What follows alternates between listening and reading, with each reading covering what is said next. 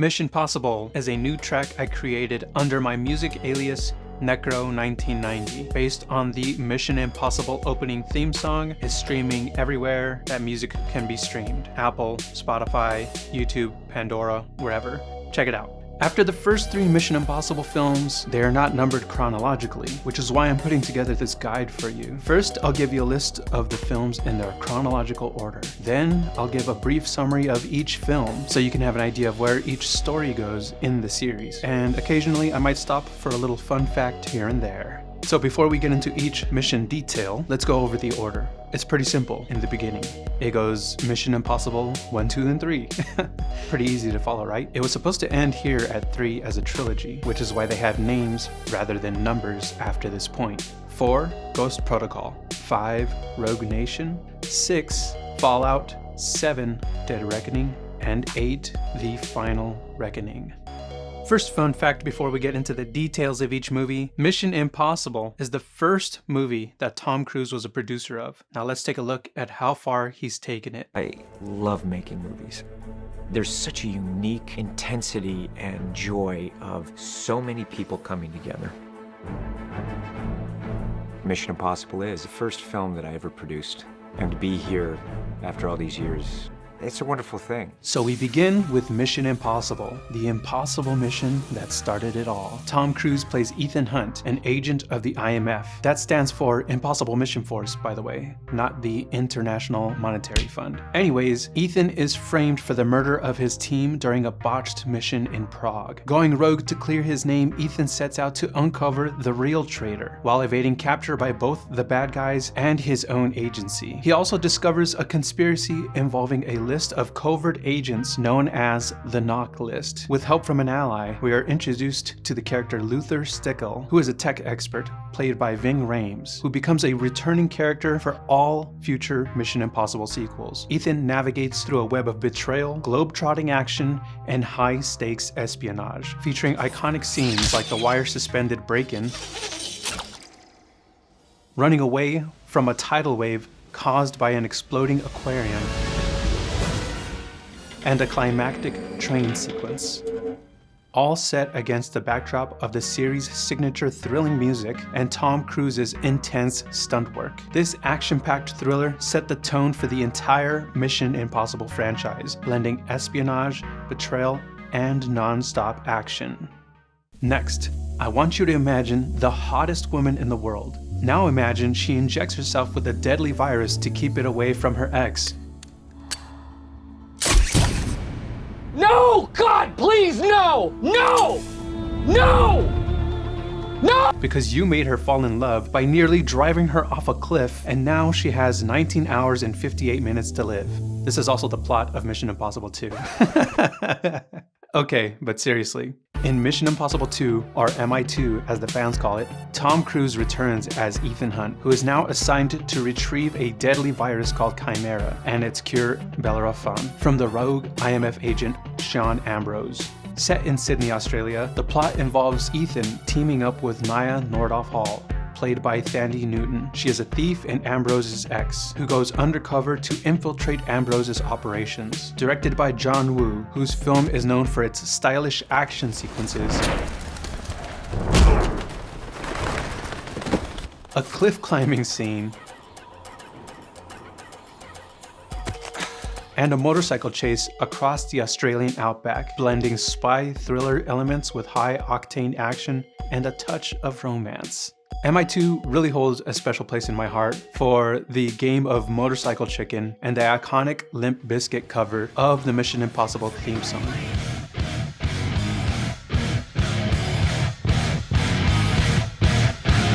I also wanted to share with you guys some film facts about Mission Impossible 2, because I know in the franchise it is the least favored, but for me I think just a nostalgic thing growing up, being a kid, and watching this film, it was just mind-blowing to me. So let's get into a couple of fun facts for this one. The knife was shot practically without CGI, with Tom Cruise really being that close to the knife. Tom and Doug Ray rode toward each other at speeds up to 50 miles per hour for that actual game of Motorcycle Chicken. Anthony Hopkins is the first actor to say Mission Impossible on screen. Well, this is not mission difficult, Mr. Hunt. It's mission impossible. Difficult should be a walk in the park for you. Thandie Newton was cast before the script was written. Metallica wrote and recorded a song for the film, which plays during the credits. John Woo's first cut ran over 3 hours and features his signature pigeons. We need a John Woo cut on some real shit. Tom Cruise scaled and hung from a cliff in Moab, Utah, 2,000 feet high. And I wanted to expand on that opening sequence a little bit more because it is so memorable. It is just one of the most iconic openings for a Mission Impossible introduction to Tom Cruise. And he talks about it on Empire magazine. Here's what Cruise told the magazine. I wanted to do a climbing sequence. Throughout filming in Australia, there were weather challenges. It rained for 40 days. I felt like Noah, and the studio was like, listen, because of the rain and because the schedule is over, let's find another opening to the movie. Every day people were coming in with different pitches. I was like, I don't know how else to open the movie. So now we're in the winter months in Moab. I've flown all the way from Australia and there are gale force winds, so we can't even have my crew up on the mountain. I have pushed the studio for the opening of this movie and you can't even get there to set up the camera. I'm so exhausted from jet lag and I don't know how to call the studio and I'm not shooting. And you feel the pressure of shooting something, and for 6 months they've been wanting me to change the opening sequence. And what happened is I remember waking up the next day and I was just like, you have to confront this. And the sun was coming up and the wind was gone and the temperatures had come up. So I was like, let's get to the top of the mountain and just start shooting it now. This is back in the days where you didn't have radios, and I'm free climbing as I'm going up to where I need to be for that opening shot. I had to pace myself because I had to climb down afterwards. And if I fall, there's a cable that's holding to get me, but I'm going to be slamming up against the mountain. And the rock is very soft. At certain times, you're going, Jesus, I'm sliding. It's breaking away. As I'm doing the Iron Cross, a move where he is suspended between 2 pieces of rock, I'm actually hanging there, but it isn't quite right. And you can see it. I was just like, tell me this is the shot, because I can't do it again. What people don't know is that there is a section where I'm jumping high to low, but my foot was broken, and I never mentioned it to anyone. Some of these injuries, what's the point? You just keep going. So I'm jumping, and my foot wasn't right. John Woo was like, we've got the shot. I was like, no, we want it in one shot. I gotta keep doing it. And that's the shot that's in the movie. But it was so much fun working with John, doing that sequence, because I knew it was our marketing campaign. Oh, there's just so much fun climbing this. I loved it. Are you free solo here? I had to climb, like there's no way to pull me up. And they didn't want you to do this, did they? No, the studio did not want me shooting this. John Woo was having a heart attack. I literally jumped from this to the other thing. Whoa! I know, that was Jesus. That was tricky. Oh, God. Oh, this was so much fun. Hang off that rock. Look at that flex. He's laughing at it. They didn't want me to shoot this because of budget, and this is one of the things, and that hurt my shoulders, I just want to say. Yeah, but look at those guns, man. It's worth it. As I stated in my other video in this series, Women Impossible, it is clear from the statements made by some of the leading ladies of the franchise that Tom Cruise makes movies for the audience. And it also reminds me of an interview with Jackie Chan about the importance of the performance in your film. Because once any piece of art is published, it's forever. If you mess up, no one's going to ask, why did it come out like that? They're just going to see what to them is something that wasn't done right or something that was done without care. Every movie, there are so many story behind. So this is why I always tell my young students or young director, whatever you do the best you can, because the film live forever. No, because that they're raining and the actor don't have time. I said, would you go to every theater to tell the audience? No. The audience see on the theater, good movie, bad movie, that's all. You have against, to make the best you can. So Tom Cruise, whether you're a fan or not, you cannot deny that he will put the effort to do the best that he can to entertain you.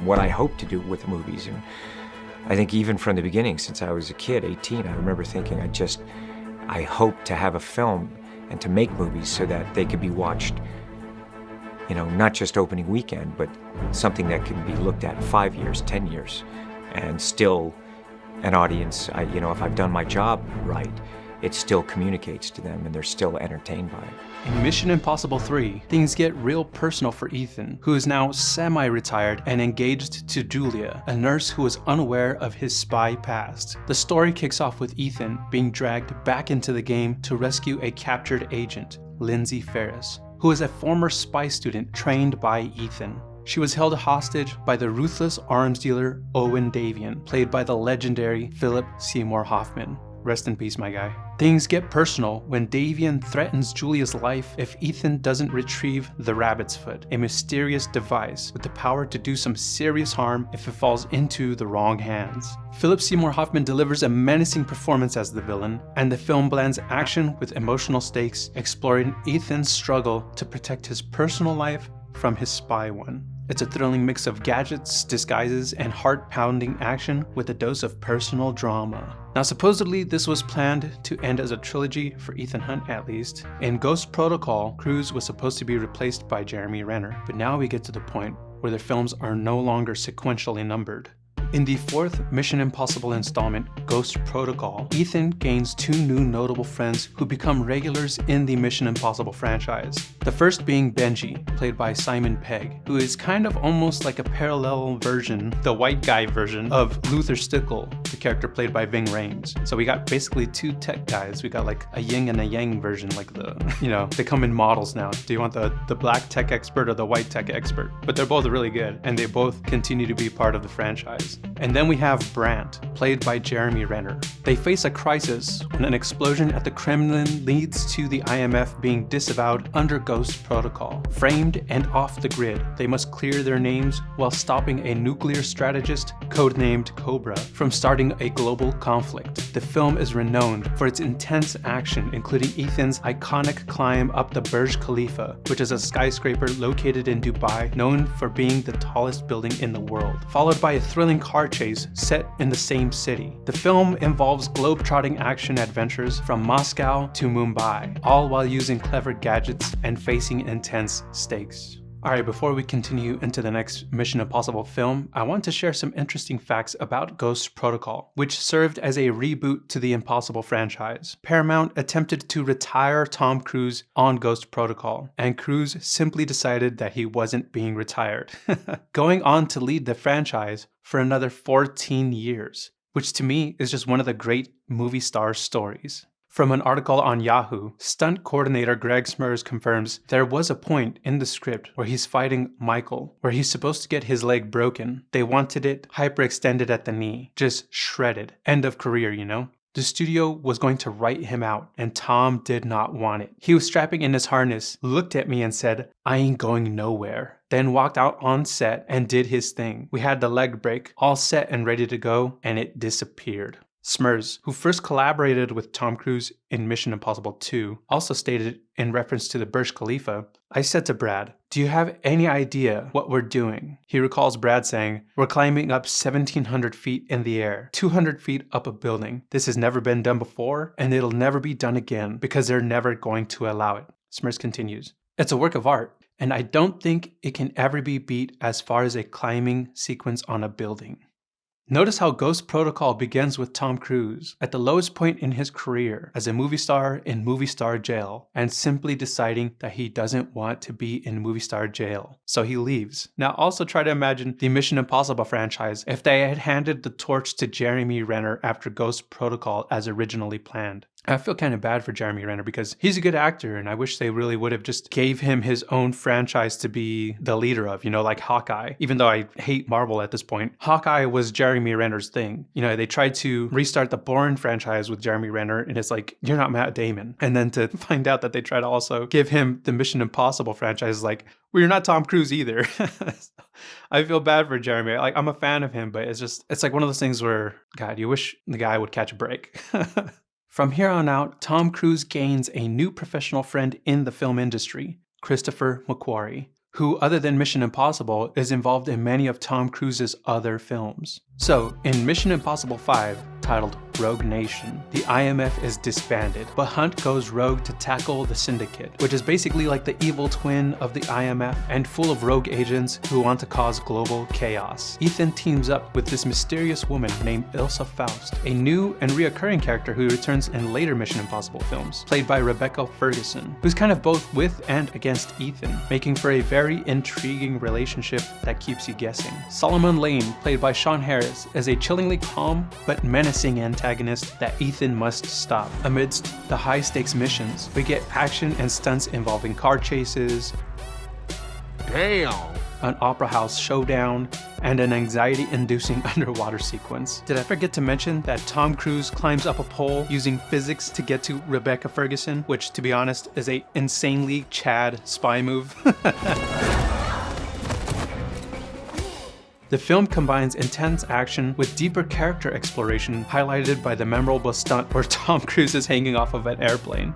The sixth installment of the Mission Impossible franchise might be the favorite for fans amongst all of the other films in the series, Fallout, which is an action-packed spy thriller where a mission goes wrong from the very beginning of the film, and Ethan Hunt, along with the IMF team, must retrieve stolen plutonium to prevent a global catastrophe. The plot is filled with intense action and has one of the most memorable fight scenes of the Mission Impossible film series that takes place in a restroom.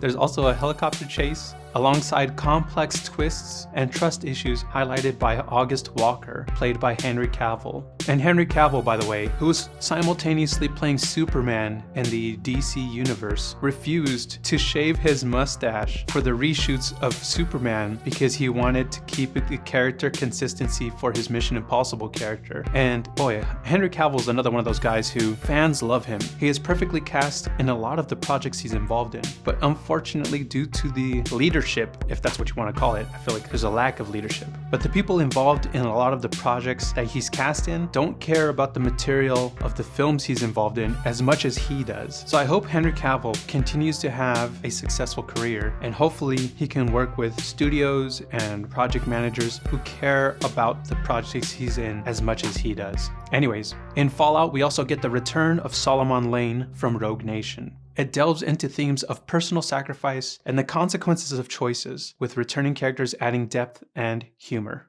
Dead Reckoning is the seventh film in the Mission Impossible franchise, where the plot revolves around a rogue AI called the Entity, which is extremely dangerous because it can manipulate everything digitally. Think of it like HAL from 2001: A Space Odyssey, but on steroids. Ethan and his team chase the Entity across the globe to control or destroy using an interlinking crucifix key.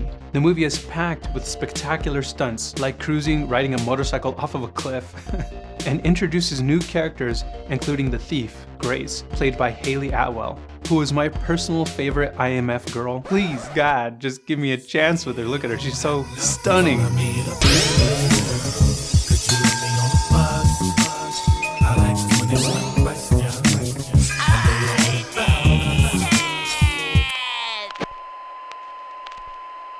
Anyways, excuse me. The movie also dives a bit into Ethan's past, which adds some emotional depth to all the chaos. It mixes adrenaline-pumping action involving the villain Gabriel, who has history with Ethan, making the stakes personal. The film ends on a cliffhanger, promising more in the next installment. It's a long, thrilling ride with a modern twist on the classic Mission Impossible formula. At the time of filming this, The Final Reckoning is the 8th and supposedly final installment of the Mission Impossible series, with Tom Cruise as our main man, Ethan Hunt. The plot continues from Dead Reckoning, with the team chasing after a rogue AI, the Entity, which is the ultimate threat to global security. The IMF hunts for a key split into 2 parts to control or destroy it. Secondly, there's a storyline that dives deep into Ethan's past, bringing back old foes and maybe even some ghosts. It might be Ethan Hunt's last mission, with him asking his team to trust him one last time, which could give this epic series an emotional send-off reel. So expect high-stakes action, including familiar faces and new characters. And let's not forget what mind-blowing stunts they have planned, like Tom Cruise hanging off of a biplane or something equally insane. Ever since Christopher McQuarrie joined the Mission Impossible franchise, he's been thinking about how all previous movies in the Mission Impossible franchise could play a role in haunting Ethan in future films since Rogue Nation. Earliest conversation I had about Rogue Nation was with Tom when we were making Edge of Tomorrow. We were working on the script for that movie one night, and we'd had a very long discussion about story. And Tom said, you should direct the next Mission Impossible. Chris and I have the same sensibility in storytelling and the same love of films and the same kind of movies. He was an untitled writer of Ghost Protocol. And, you know, he and I spent a lot of time discussing this franchise, and he knows it inside and out. Just set, let's shoot and go. Well, my original vision for the film was to take all four of the films that came before it and lay them on top of one another and look for the holes. It really is you. I've heard stories. They can't all be true. If the franchise does continue after the final reckoning, you would need a star as committed as Tom Cruise. And it would be nice if there was a mirror to the first Mission Impossible film, where a team of famous and emerging talent gathered around to hear what their mission is, and the voice on the other end is Tom Cruise. But I would also be fine if this era of impossible missions is over, and we wait till we have another figure who can carry his own weight the way Tom did. You know, the Mission Impossible film series and Tom Cruise share a fan base and have just that much more pull from just Tom Cruise's fan base in general. So it's gonna be a while before people can just separate Mission Impossible and Tom Cruise from each other. So if they really do want to continue this franchise, they need to be really careful with how they execute it. Because as I said earlier, like with my quote with Jackie Chan and Tom Cruise, and it's funny because when I was talking to my tia about this the other day, she was talking about how Tom Cruise is basically the white version of Jackie Chan. And I was like, that's so accurate. They're so committed to their work and they put their bodies in danger because they love the film so much. What I'm saying is it's so important to them, their work, that they will put their body in danger. I feel like the way I said it previously was kind of made them sound like psychopaths, which I guess they both kind of are, but they do it for the craft. So all I'm trying to say is that if you want to have the continued success and the dedicated fan base, you need to be dedicated as well. Your commitment to these films, should you choose to accept continuing this franchise, needs to be handled with the same dedication and care that Tom Cruise provided. Mission Impossible was the very first film I ever produced. And at that time, I'd been asked for many years to produce or direct. And I looked at the library, it was Mission Impossible. I said, I'll produce that. And here we are all these years later. And my hope was to be able to have it continue, but also to be able to challenge myself as a storyteller, as a filmmaker, and really live, you know, and become part of my childhood dream, which was to make movies and travel the world.